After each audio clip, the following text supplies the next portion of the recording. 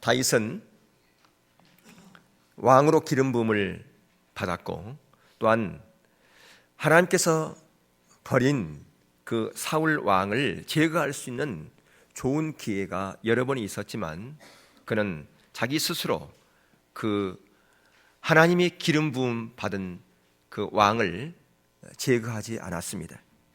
다윗은 거역하면서까지 왕위를 추구하지 않았다라고 하는 것을 보지요.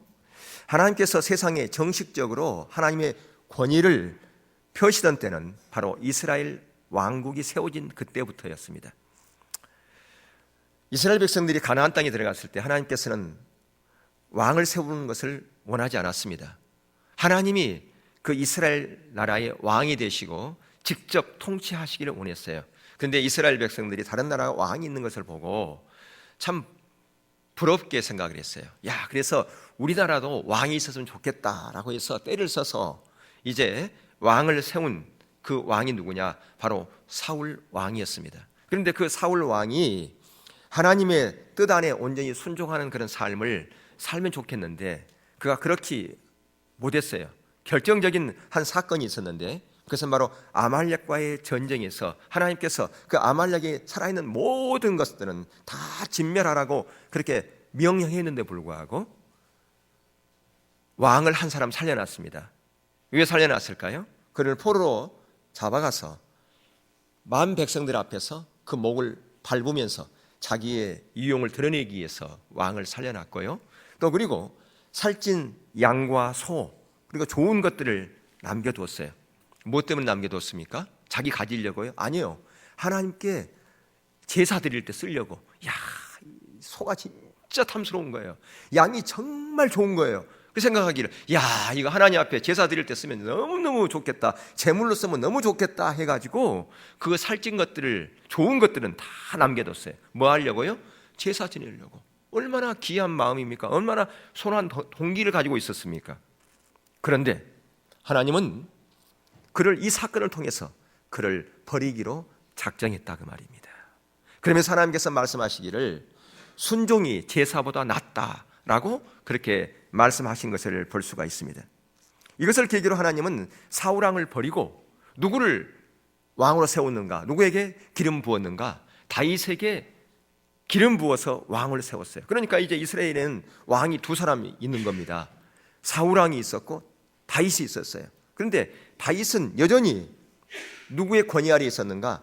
다윗 왕의 백성으로서 그 권위 아래에 있었고, 또한 다윗은 사울 왕의 군대의 한 병사로서 그 권위 아래에 있었고, 더 나아가서 잠시 후에는 그는 다윗의 사위가 되었어요. 다시 말하면 사울 왕의 사위가 되었어요. 그러니까 사울 왕의 뭐가 된 겁니까?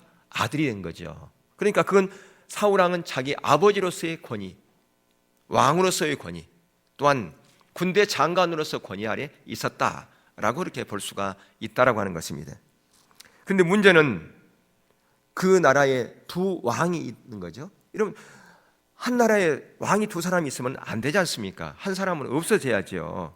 그러니까 다윗의 입장은 매우 난처합니다. 자기를 추종한 사람들은 이제는 하나님께서 당신에게 기름 부었으니까 사울 왕에 더 이상 그 권위에 들어갈 필요 없습니다. 당신이 이제 일어나서 이 이스라엘의 왕이 되지 않습니까? 그런 추종하는 사람들이 그런 말을 하지 않겠습니까? 그런데 때가 왔어요. 다윗을 잡으려고 사울 왕이 군사를 동원해서 이렇게 왔을 때에 다윗은 동굴 깊숙한 곳에 있었어요. 거기 숨어 있었어요. 그 군사들이 오니까, 가까이 오니까. 근데 마침 사울 왕이 용본이 마려운 거예요. 그래서 어디가 좋나 찾아보다가 동굴이 하나 있으니까 동굴에 들어갔은 겁니다. 거기서 이제 용변을 처리하고 있을 때 얼마나 좋은 기회예요. 사람이 가장 약할 때가 언제냐? 이렇게 쭈그리고 앉아있을 때라는 거죠. 용변을 보기 위해서. 그러면 누가 여기서 칼을 대도 알겠습니까? 전혀 모르죠. 그러니까 부하들이 하나님께 주신 기회입니다. 하나님께서 당신을 왕으로 세우려고 우리에게 준 정말 좋은 기회입니다. 그래서 그 사울 왕을 죽이자고 그랬어요. 다윗은 어떻게 했습니까? 그 건의를 단호하게 거절합니다. 왜냐하면 하나님이 세운 그 권위를 대항하는 것은 곧 하나님을 대항하는 것이라고 하는 것을 다윗은 너무나 잘 알고 있었기 때문에 그런 거예요. 왕위에 관한 다윗은 하나님에 의해서 기름을 받지 않았습니까? 지금?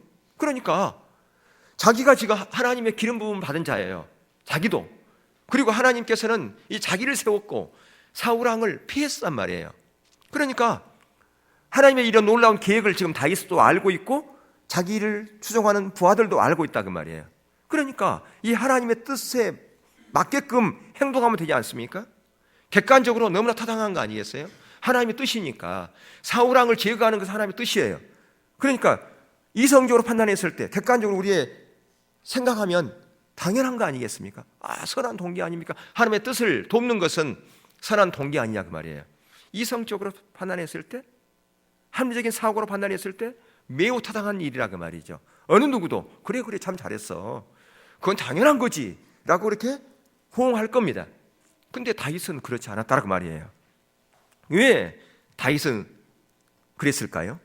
바로 아직까지도 그에게는 하나님의 기름 부음이 있었기 때문에, 하나님께서 그를 기름 부음 받아 세웠기 때문에, 그를 세우는 자도 하나님이요 폐하는 자도 하나님이지 우리 인간이 그를 폐할 수도 없고 그를 세울 수도 있는 권한은 우리 인간에게는 없다는 걸 알았기 때문에, 그를 세우고 그를 폐하는 권한은 누구에게 있어요? 하나님의 권한이지 우리 인간의 권한이 아니라고 하는 것입니다. 그렇기 때문에 그는 하나님을 대신할 수가 없었다고 하는 것입니다. 하나님의 뜻을, 사람들은 하나님의 뜻을 우리가 행한다, 선한 동기로 가지고 말할지 모르지만 그것은 바로 하나님을 대항하는 것이요 하나님께 거역하는 행동이라고 하는 것을 너무나 다윗은 잘 알고 있었다 그 말입니다. 만약 그때 사울 왕을 제거했다면 다윗은 더 이상 도망갈 필요가 없었어요. 고난 끝, 이제 영광의 왕위로 올라갔을 거예요. 그의 왕위가 훨씬 더 빨라졌을 거 아니겠습니까? 왕위에 오르는 것이 더 이상 그는 수년 동안 도망자 신세가 아니었고, 또 다른 나라 가가지고 미친 척하지도, 침 흘리면서 미친 척하는 그런 일도 안 했을 거예요. 그리고 자기를 추종하는 그 사람들이 고생하지도 않았을 겁니다. 그런데 그는 그것을 마다했다 그 말입니다. 왜 그랬을까요? 그는 자기 자신을 철저하게 내려놓을 줄 알았기 때문에 그런 거예요. 자기를 비우지 않으면 절대 이런 자리에 못 갑니다. 자기가 비워졌기 때문에 이러한 일을 할 수 있다 그 말입니다. 하나님께서 임한 그 권위를 내 마음대로 할 수 없다라고 하는 것이었겠죠. 만약에 그때 다윗이 사울 왕을 제거했다면 그는 거역자의 굴레 가운데 있었고 영원히 그는 반역자의 반열 가운데 있었을 겁니다. 그리고 어쩌면 그도 똑같이 사울 왕과 같은 그런 신세가 될 수도 있었을 거라 그 말이에요.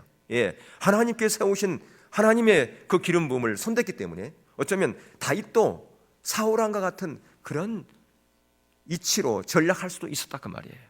그렇기 때문에 그는 그 부분을 너무나 잘 알기 때문에 하나님께 세운 그 권위에 대해서 너무나 소중히 여기고 그를 존귀히 여기고 존엄하는 그런 마음을 가졌다라고 하는 것입니다. 그렇기 때문에 우리가 여기서 뭘 발견하느냐? 사역보다 더 중요한 것이 뭐냐? 순종이다 그 말이에요.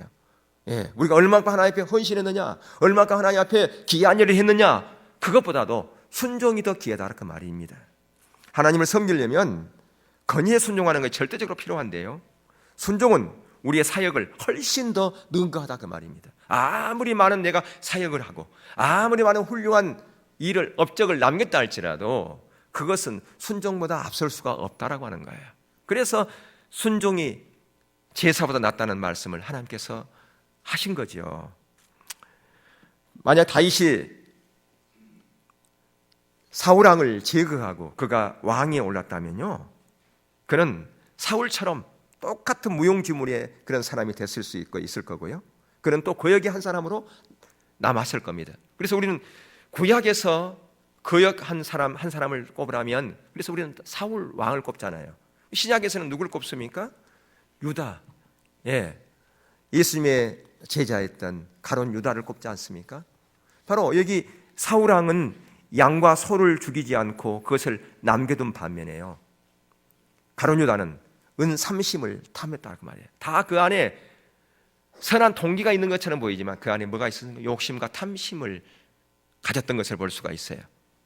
여러분, 아무리 많은 헌신이 있다 할지라도 그 헌신이 그 역을 덮지 못합니다.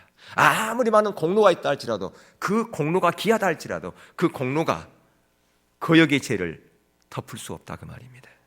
다윗은 하나님의 계획과 뜻을 자기가 성취시키기 위해서 감히 하나님이 기름 부은 사울 왕을 죽일 수가 없었다 그 말이에요.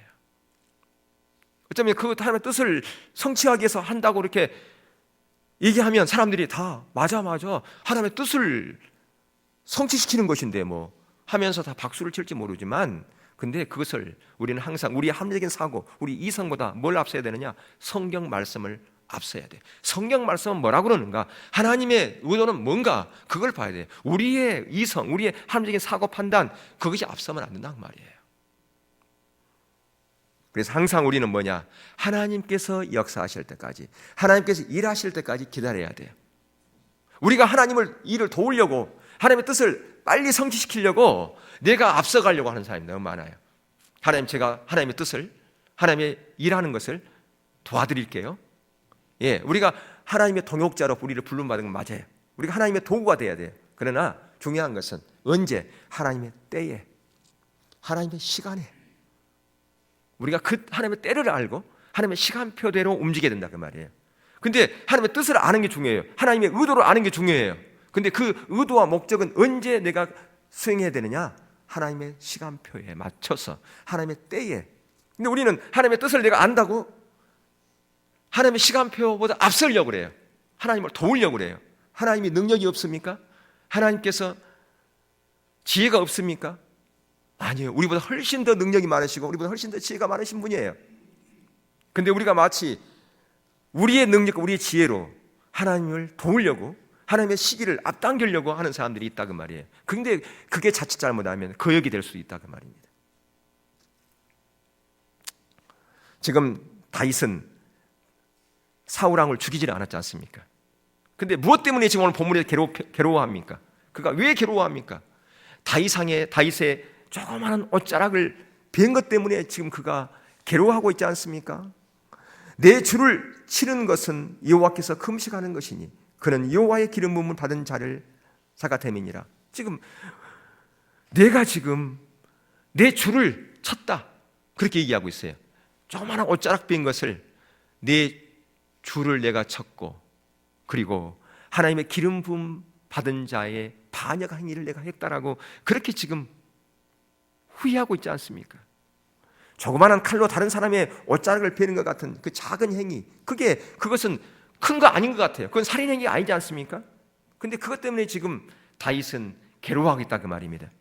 우리는 많은 경우에 남의 흉을 보고 판단하고 정죄하고 부정적인 말하는 것, 그것을 대수롭지 않게 생각합니다. 특별히 어떤 영적인 권위, 어떤 질서 이런 부분에서 함부로 판단하고 정죄하고 이리 말하는, 이게요 굉장히 전염성이 있거든요. 근데 이게 똑같은 거예요. 지금 사울의 옷자락을 살짝 베는 것과 같은 거라고 말이에요. 이게 살인 행위는 아니죠. 근데 똑같은 거역이에요. 똑같은 반역입니다. 부정적인 말하고 판단하는 말하고 이 하는 모든 것이 다 뭐냐? 다윗이 사울 왕의 옷을 벤 것 같은 똑같은 행위다 그 말입니다. 바로 이거 모두가 다 어디서 온 거냐? 반역 정신에서 온 것이다 그 말입니다. 다윗은 하나님의 권위를, 진심을 알았기 때문에 그것 때문에 괴로워하고 그것 때문에 회개하고 그것 때문에 하나님의 은혜를 구하는 자로 가고 있다 그 말입니다. 그는 사울 왕을 나의 주 또는 여호와의 기름 부음 받은 자라고 그렇게 호칭하고 있지 않습니까? 여기서 우리는 중요한 것을 우리 가운데 계시해 주고 있어요. 즉 권위에 순종하는 것은 사람에게 순종하는 게 아니라 그 말이에요. 하나님께서 사울 왕을 버렸다니까요.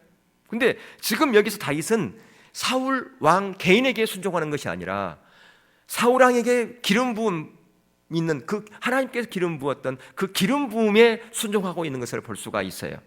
즉 하나님께서 그를 권위자로 세웠기 때문에 그에게 내린 그 기름 부음에 순종하고 있는 거예요.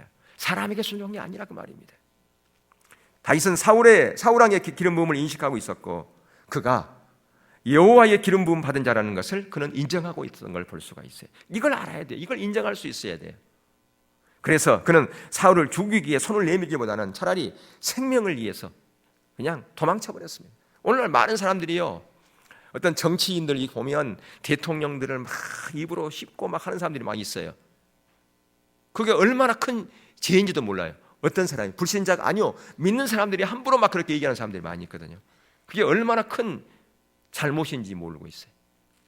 세상의 권세는 다 하나님으로부터 나온 것이라고 지난 시간에 말씀드렸잖아요.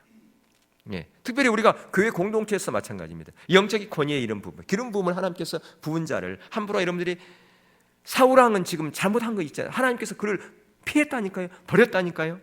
그런 사울왕을 다윗은 지금 이렇게 지금 인정하고 있는 것이에요. 왜? 사람을 본 게 아니에요. 그 사람에게, 사울왕에 있는 뭘 보았기 때문에, 하나님이 부었던 기름 부음을 보았기 때문에, 그걸 보고 지금 이렇게 행동한 거라 그 말입니다. 다윗은 하나님의 권위를 지금 지지하고 있는 겁니다. 다윗은 하나님의 권위를 절대적으로 지지하고 바라보고 있는 것입니다. 또한 이런 일들이 오늘 이 옷자락을 베는 것은 아니지만 십항무지에서 이것과 비슷한 일이 또 한 번 있었어요. 야영지였습니다. 깜깜한 밤에 그 사울왕의 군대 보초까지 다 잠들어 버렸어요. 사울왕이 잠들었었어요. 그때 아비새가 다윗을 또 총동질합니다. 하나님께서 우리에게 또 한 번의 기회를 준 겁니다. 지난번에 기회를 우리가 상실했기 때문에 또 한 번의 기회를 줘서 사울 왕을 죽이려고 우리에게 붙인 겁니다. 그랬을 때요, 사무엘상 26장 9절에 보면 누구든지 손을 들어 여호와의 기름 부음을 받은 자를 치면 죄가 없겠느냐 라고 또 다윗이 거절합니다. 그러면서 이때는 옷자락을 벤 게 아니라 뭘 가지고 옵니까? 창과 물병만을 가지고 와요. 예. 이전에 자기가 그 옷자락을 벤 것에 대한 그거 잘못된 것을 인식했죠. 그래서 그가 이렇게 행동을 한 거라고 말입니다. 예.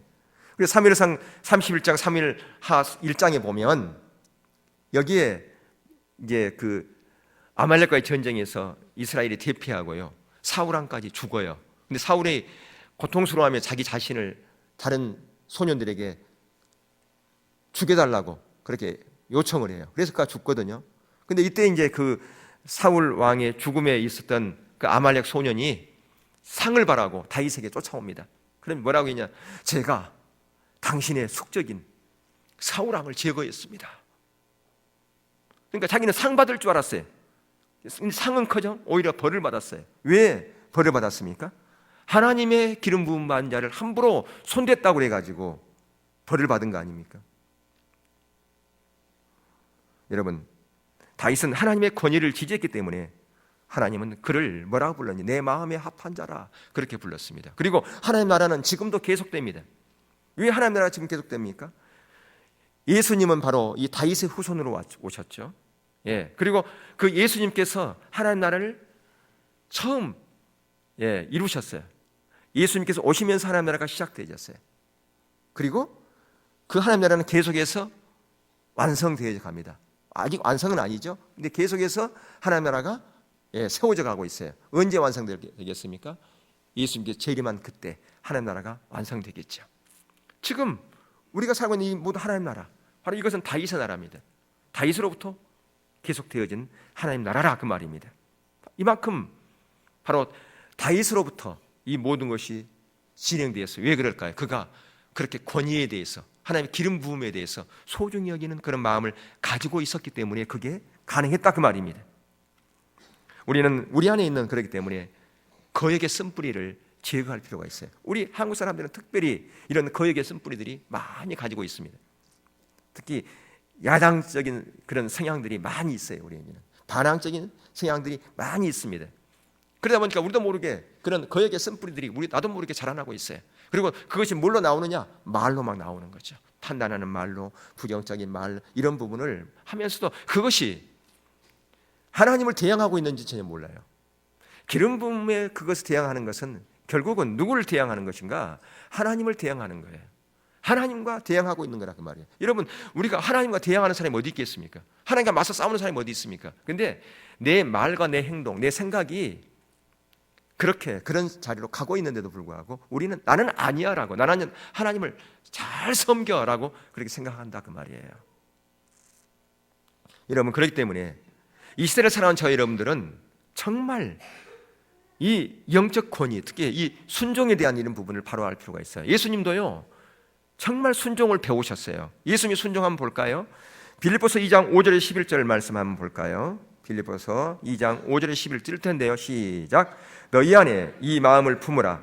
곧 그리스도 예수의 마음이니 그는 근본 하나님의 본체시나 하나님과 동등됨을 취할 것으로 여기지 아니하시고 오히려 자기를 비워 종의 형체를 가지사 사람들과 같이 되셨고 사람의 모양으로 나타나사 자기를 낮추시고 죽기까지 복종하셨으니 곧 십자가에 죽으심이라. 이러므로 하나님이 그를 지극히 높여 모든 이름 위에 뛰어난 이름을 주사 하늘에 있는 자들과 땅에 있는 자들과 땅 아래에 있는 자들로 모든 무릎을 예수 이름에 꿇게 하시고 모든 입으로 예수 그리스도를 주라 시인하여 하나님 아버지께 영광을 돌리게 하셨느니라. 아멘. 예, 우리 주님이 우리에게 순종을 가르쳐주고 계시는 걸 볼 수가 있어요. 성경은 주 예수님과 하나님은 한 분이시지 않습니까? 동등태초에 말씀이 계시고 그 말씀이 곧 하나님이다. 그리고 요한복음 1장에 보면 그 말씀이 빛으로 오셨다 그렇게 말씀하고, 누굽니까? 바로 예수님이지 않습니까?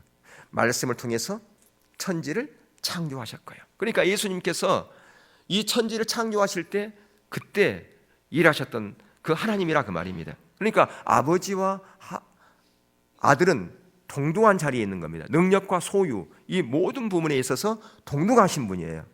근데 오늘 빌립보서 2장 5절부터 11절에 보니까 그 모든 것을 다 내려놓고 이 땅 가운데 인간의 몸으로 오셨다고 볼 수 있어요. 근데 여기 보면 그 두 번 자신을 낮추신 걸 볼 수가 있거든요. 빌립보서 5장 5절에서 7절까지는 뭘 낮추셨는가? 신성을 낮추시고요. 그 다음에 8절에서 11절까지는 자기의 인성을 낮췄어요.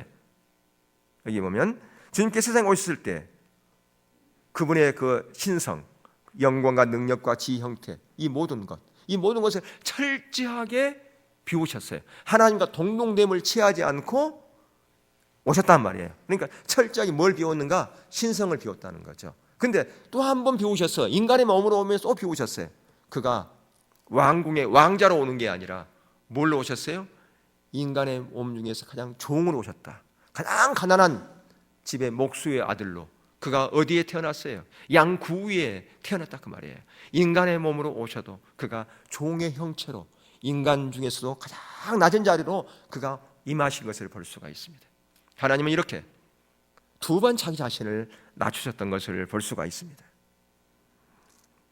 근데 사람들은 왕자로 오지 않았기 때문에, 좋은 집안에 오지 않았기 때문에 그를 알아보지 못했어요. 그를 함부로 대우하고 그를 채찍질하고 그를 매질하고 그를 고난 가운데 그대로 내버려 두고 십자가에까지 내어줬지 않습니까? 근데 우리는 여기서 무슨 조화를 보느냐 하면 하나님의 권위와 그리스도의 순종, 이거 조화를 볼 수 있어요. 하나님은 권위의 상징이고요, 예수님은 순종의 상징인 것을 볼 수가 있습니다. 이게 조화를 이루는 겁니다. 하나님의 권위와 예수님의 순종, 이게 같이 조화를 이루는 것을 볼 수 있어요. 여러분, 예수님의 이 순종은 철저하게 자기 자신을 낮추는 거 아니겠습니까? 하나님의 이런 영적인 권위, 이게 예수님께 원래 있었단 말이에요. 근데 그 모든 것을 다 내려놓고 이 땅 가운데 오셨다. 뭐 하기 위해서? 철저하게 낮아져서 하나님의 권위에 순종하기 위해서 그렇게 오셨다 그 말입니다. 주님은 순종할 자격을 갖추기 전에 먼저 신성의 모든 영광과 능력을 비우시고 종의 형체를 취하셨다. 그게 바로 뭐냐? 그게 진정한 순종이었다라고 하는 것입니다. 그래서 우리 가운데 말씀해주고 우리의 본보기가 되어주시고 우리의 본이 되어주시고 저와 여러분이 바로 그러한 순종의 자리를 가기를 주님께서는 원하고 계신다라고 하는 걸 볼 수가 있습니다. 그런데 여기서 우리가 무엇을 볼 수 있느냐 하면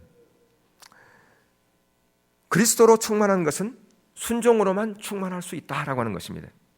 우리가 그리스도로 나는 충만한 사람이다, 나는 예수의 사람이다 라고 그렇게 말할 수 있는 것은 그것은 무엇이 되었을 때만, 예수 그리스도의 순종이 되어졌을 때만이 나는 예수 그리스도로 충만한 자라 그렇게 말할 수가 있다 그 말이에요. 내가 기도를 많이 하는 사람이다. 나는 헌신을 많이 한 사람이다. 그래서 나는 영적으로 충만한 사람이다. 그게 아니라 예수님처럼 그렇게 순종으로 충만한 자만이 그리스도로 충만한 자가 될 수 있다라고 하는 것입니다.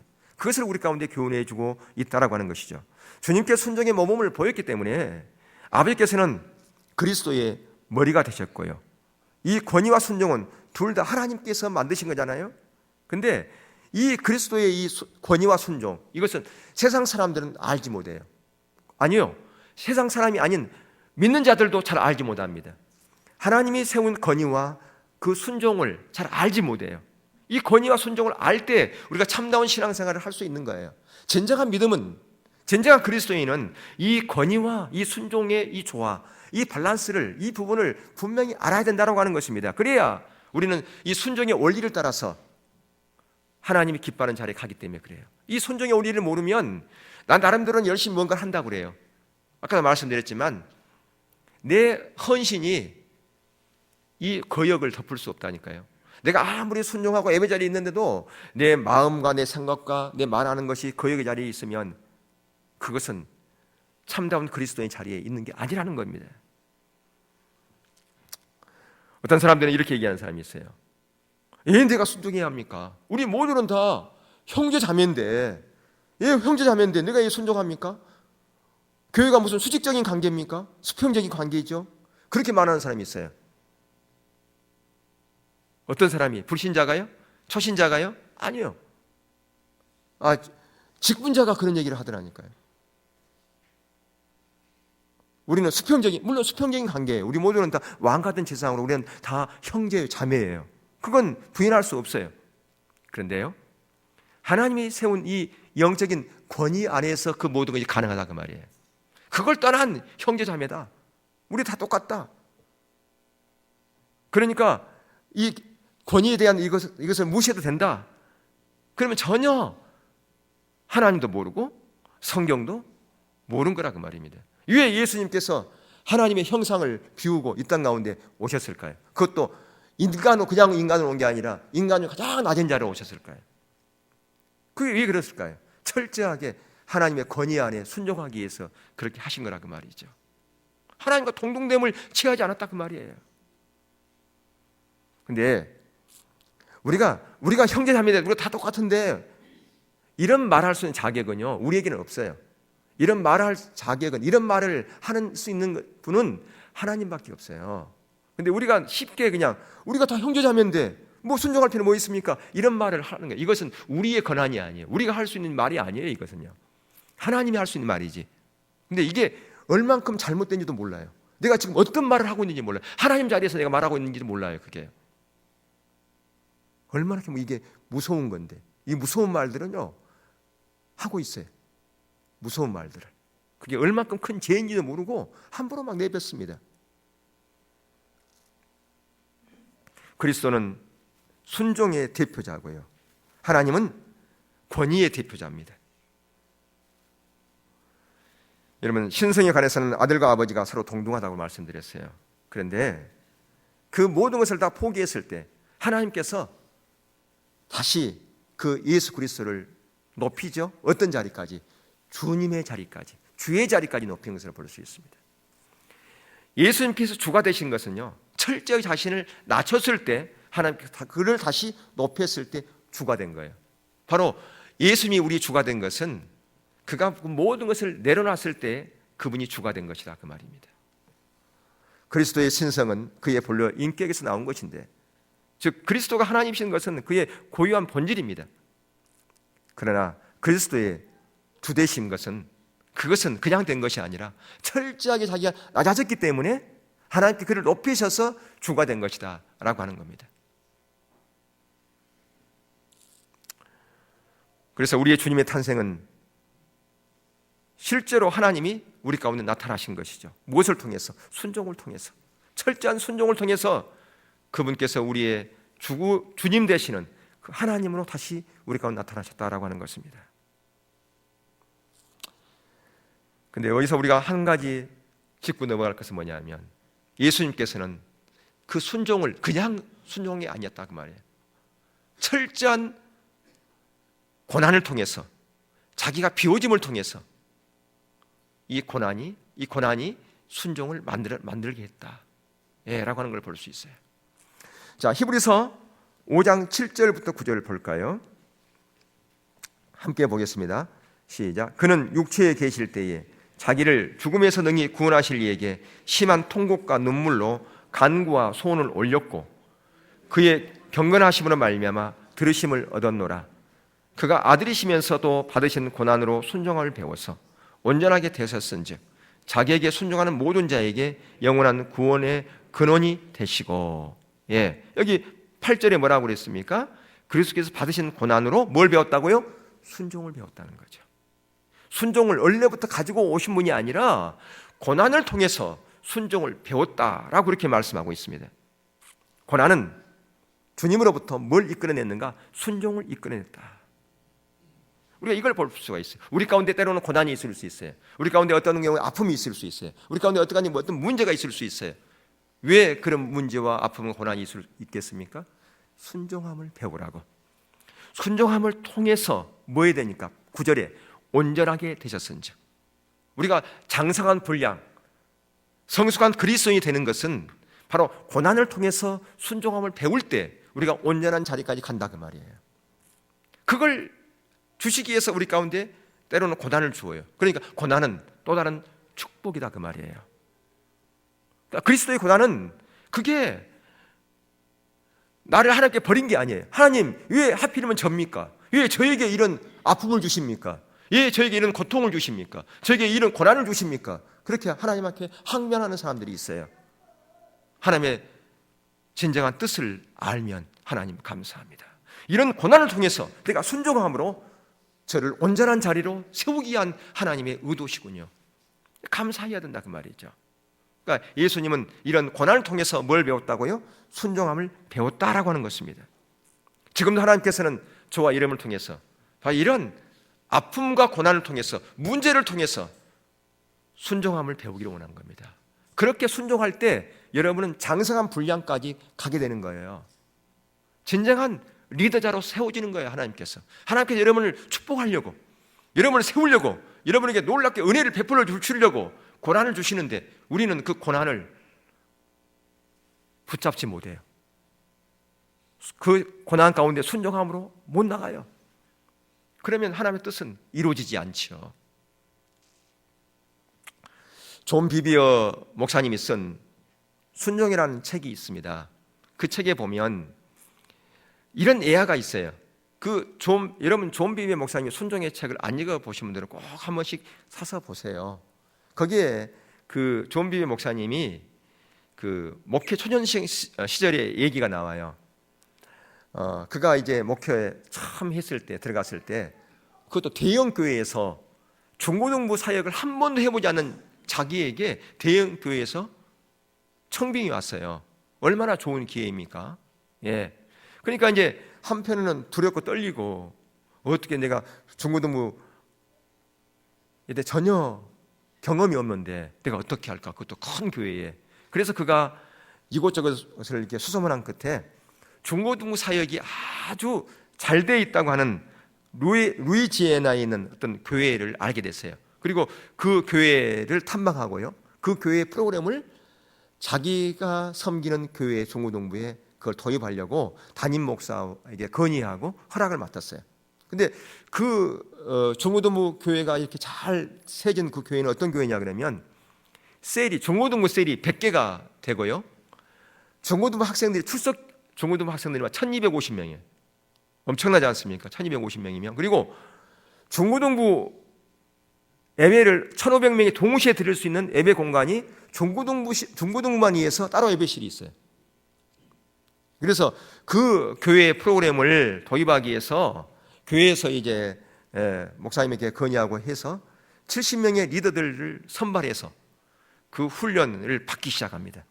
그래서 이제 8개월 동안 부지런히 이제 준비하고 계획하고 기도하고, 그래서 아주 이게 이제 3주 후면 이제 이걸 테이프를 다 끊는 거예요. 그래서 중고등부 학생들을 교회로 초청하고 하려고 하는 그 모든 준비가 거의 마무리돼 가고 있는 그런 시점이었어요. 3주 전에. 교역자 회의에서 담임 목사님이 이런 말씀을 하시는 거예요. 충격적인 말씀을 던지는 거예요. 여러분, 성령님께서 내게 이런 말씀을 했어요. 우리 교회 방향이 가정 셀 그룹을 하지 않는 것이, 그것이 하나님의 뜻인 것을 저에게 보여주었습니다. 그러니 현재 이 셀 교회를 하는, 그 셀 그룹 하는 이 모든 것은 더 이상 하지 말고 중단하십시오 라고 그렇게 얘기를 했단 말이에요. 그 얘기를 들은 이 존 비베 목사님은, 그래, 우리 중고등부는 예의일 거야, 그렇게 생각하고 목사님한테 얘기하니까 중고등부 예의가 아니야, 똑같아, 그렇게 얘기를 하는. 그러니까 15분 동안 계속해서 건의하고 향변했지만 계속해서 담임 목사님 뜻을 굽히지 않고 이 말만 계속했다는 거예요. 존 비베 목사님, 성령께서 우리 교회 방향이 셀그룹을 하지 않는 것이라고 내게 말씀해서 이 말만 계속 되풀이했다는 거죠. 그러니까 존 비베 목사님은 얼마나 황당했겠습니까? 8개월 동안, 그러면 처음부터 하지는 말라 그러든지 8개월 동안 준비하고, 이제 교사들과 모든 스태프진들이 다 거기 70명 이상 된 사람들이 다 이제 학생들에게 다 강구되고 해서 힘을 모아가지고 이제 3주 후면 하나님께서 이렇게 일하고 이렇게 역사하실 거야, 막 마음이 부풀어 있고 꿈에 부풀어 있고 열심히 일하고 왔는데 이게 뭐냐는 거죠. 너무 황당하잖아요. 너무 화가 난 겁니다. 너무 속상하고 막 화를 나요. 그래서 집에 와가지고 제 아내가 무슨 일 있었냐고 물어보는데 대답도 않고 막 방으로 막 문 닫고 들어가 버려요. 너무 화가 났으니까. 그런데 그런 가운데서 성령님의 음성을 그가 들은 거예요. 존, 너는 누구의 사역을 하고 있니? 내 사역이니 너의 사역이니? 그런 음성을 들었다는 거예요. 그러니까 당연히 제가 하나님의 사역을 하고 있죠. 그러니까 세면 음성이 들리기를, 아니야, 너는 나의 사역을 하고 있는 것이 아니라 너 개인의 사역을 하고 있어. 아니 무슨 말씀이에요 목사님? 아니 하나님. 그러니까 이런 말씀을 계속 들려주는 거예요. 존, 나는 너를 이 교회에 데려와서 너의 담임 목사님을 섬기겠다. 내가 너의 담임 목사에게 맡긴 사역의 도구로 너를 거기에 세운 거야. 너를 그 교회에 보낸 것은 담임 목사의 연장으로, 도구로 사용되어지기를 위해서 내가 너를 보낸 것이야, 그런 말이에요. 담임 목사의 손발이 되라고 너를 그곳에 보냈다, 그 말이에요. 그러면서 이 교회에 사역자로 세운 사람은 단 한 명밖에 없어. 담임 목사 한 사람만 사역자로 세운 거야.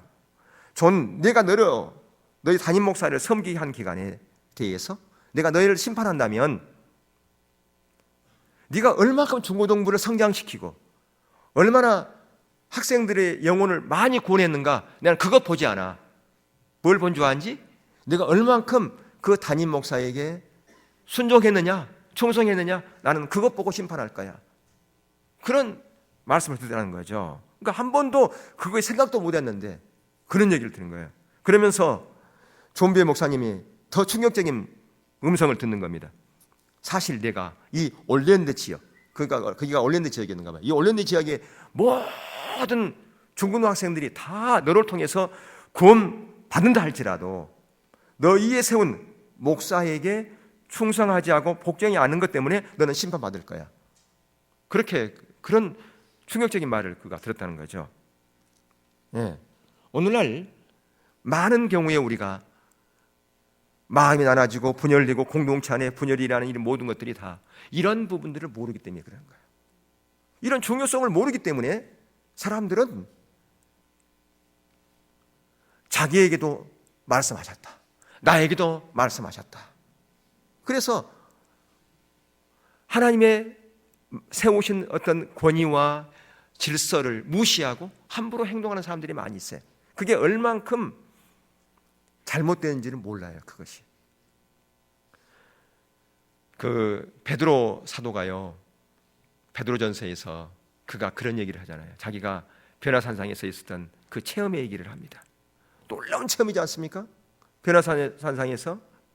예. 근데 이러한 놀라운 체험도 성경보다 앞서면 안 된다, 그렇게 얘기를 하고 있어요. 근데 우리는 너무나 많은 경우에 자기가 받은 어떤 감동, 자기가 받은 어떤 은사, 이것을 최고로 생각을 해요.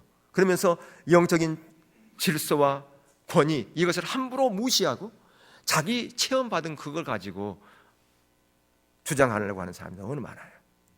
베드로는 그렇지 않았어요. 아무리 놀라운 체험한다 할지라도 그것은 성경의 권위 아래에 있어야 된다라고 그렇게 그가 주장하고 있거든요. 오늘날 우리는 모두가 한 비전 아래에 있습니다. 교회 공동체로 우리가 모인 것은 여러분이 여러 이유에서 어떤 이유에서든 간에 부흥교회 지체가 된 것은 부흥교회 주신 하나님의 비전을 이루라고 여러분을 부흥교회 지체가 되게 하셨어요. 근데 그 비전은 저에게 주신 비전이에요. 그게 왜냐하면 그걸 통해 사역을 해야 되니까. 그 사역, 그러니까 여러분은 하나님 주신 비전은 바로 우리 교회 주신 비전이 여러분의 비전이 돼야 되고, 그 비전을 위해서 여러분이 어떻게 내가 그에 쓰임 받을까 그 고민하고 그 은혜를 구하고, 여러분이 어떤 자리에 있든 간에, 어떤 사람은 눈의 자리, 어떤 사람은 귀의 자리, 어떤 사람은 손의 자리, 어떤 발의 자리 있을 수 있어요. 근데 다 귀가 될 수는 없고요, 다 눈이 될 수는 없어요. 눈이 원한다고 해서 귀가 될 수 있습니까? 귀가 원한다고 해서 눈이 될 수 있습니까? 안 되는 거죠. 자기가 어떤 위치에 있든 간에 그것을 감사하고요, 감내하고 그 역할을 최선을 다해서 하는 거, 그게 바로 내가 연장으로 도구로 사용되어지는 거고요. 하나님이 세우신 질서 안에서 몸된 비전을, 몸된 교회를 아름답게 세우는 일이에요. 그게 하나님이 기뻐하신 일이라 그 말입니다. 그것을 우리가 잊어버리면 지난 시간에 우리가 살펴본 것처럼 미리암은 모세의 누나니까 가정적인 일을 가지고 얼마든지 얘기할 수 있어요. 구스의 여인, 에드피아 여인을 얻은 것 때문에 책망할 수 있어요. 근데 무엇을 건드렸다고요? 사역적인 부분을 건드렸다는 거예요. 사역은 모세에게 주신 하나님의 영역이라 그 말이에요. 미리암도 리더예요. 미리암도 거기서 영적인 리더였습니다. 그러니까 얼마든지 나도 하나님의 음성 듣고 하나님 나도 할 수 있어라고 얘기할 수 있지만, 하나님은 그건 철저하게 그것 때문에 모세가 하나님의 권위를, 그러니까 그 미리암이 모세에게 세웠던 그 권위를, 그것을 건드리는 것을 하나님은 용납하지 않았다는 거예요. 그러면서 미리암이 문둥병에 걸리고 7일 동안 진 밖에 갇혀 있지 않습니까? 진 밖에서 갇혀 있고, 이스라엘 백성들은 더 이상 일주일 동안 나가지 못했어요. 거기에 그대로 멈춰 있었단 말이죠. 하나님의 역사가 일주일 동안 더 이상 진행되지 못했다는 거죠. 하나님의 임재가 거쳐버리고 한 사람의 그 죄로 말미암아. 근데 우리는 이런 부분에 대해서 너무나 쉽게 생각하고 그것이 어떤 의미인지 잘 몰라요. 이것은 내 개인뿐만 아니라 우리의 공동체가 병들게 하고, 더 나아가서 내 개인으로서는 우리의 가정, 내 자녀, 우리의 집안, 거기에까지 해당되는 부분들이에요. 그래서 이런 부분들을 여러분들이 정말 우리가 신앙생활에 있어서 바로 알 필요가 있다라고 하는 겁니다. 이걸 놓쳐서는 안 되는 거죠. 우리가 아무리 본질을 추구하고 십자가 복음 귀하지요. 그러나 이것이 안 된 가운데서 아무리 많은 헌신과 아무리 많은 기도와 아무리 많은 하나님을 추구한다 할지라도 이것이 안 된 가운데서 그걸 하면 바로 사울왕과 같이 그렇게 돼버릴 수 있다는 거죠. 아무리 많은 헌신이 하나님을 거역하는 것을 덮을 수 없다 그 말이에요. 그걸 대신할 수 없어요. 철저하게 그래서 이런 부분들이 여러분 가운데 있다면 이것을 제거하고 그걸 하나님이 해결하고 그렇게 나아가야 된다라고 하는 것을 오늘 말씀을 통해서 여러분이 다시 한번 마음에 새기고 그런 자로 갈 수 있기를 주님의 이름으로 축원합니다.